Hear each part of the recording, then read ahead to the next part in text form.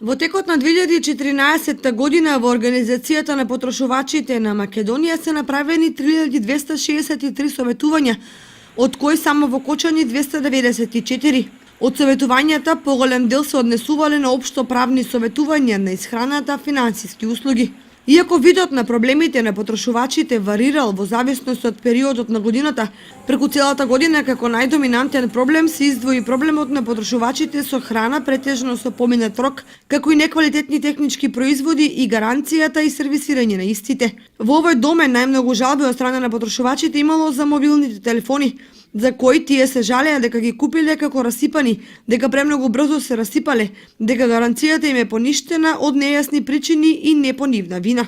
Во делот на услугите потрошувачите најчесто се жалеа на туристичките аранжмани, најчесто поплаките пристигнуваа во летниот период за време на годишните одмори.